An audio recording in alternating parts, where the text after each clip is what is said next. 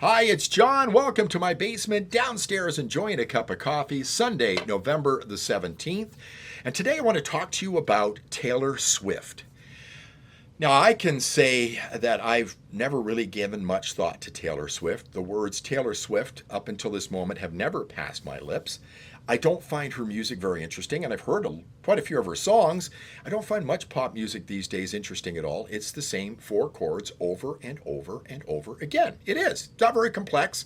Nothing like what I listened to when I was younger. Now, you may say, if you're one of the kids, and you're most little kids who like Taylor Swift, well, you're old. You don't get Taylor Swift. No, I don't. My parents never got my music at all in the 70s and the 80s. But my parents didn't understand a good pop song in the 70s and 80s because it didn't exist when they were younger. I know a good pop song.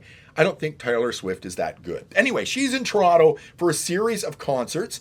They actually shut down the Gardiner Expressway for her entourage the other day, no doubt pissing off the people who are caught in traffic congestion in Toronto, which gets worse by the day. Now, the Gardiner Expressway, if you don't know what it is, and I do, I've driven it many times, it's a divided highway that runs along Lake Ontario where Toronto is located. So they shut down this one direction so the people have to avert their eyes from the great Taylor Swift, and she starts off this series of shows. And according to Breitbart, she opened her Toronto concert with a woke land acknowledgement. So what's a land acknowledgement? That's telling people that the land they're standing on was stolen from the indigenous people that came before them. And this is very common in Canada now. In fact, the other day, the Remembrance Day ceremony here in Calgary, our mayor, the piece of crap, disgraceful, vile Jyoti Gondek, started off a Remembrance Day ceremony, which is for honoring the war dead, by telling the people who are there that they're on stolen land. This is a very regressive thing to do these days. It's starting to show up a lot more in the United States as well, and it's not very helpful. Now, if you read through this article, it mentions everything I've just told you in a lot more words, but it does say in here that many Native activists, though, feel these notices are meaningless and actually contribute to less awareness, not more. I would say it makes people hostile to this type of thing. People don't like to be lectured to, and they don't like to be told they have to be guilty about something they didn't do. This connects with a lot of things going on in society today. The diversity, equity, and inclusion thing is another thing.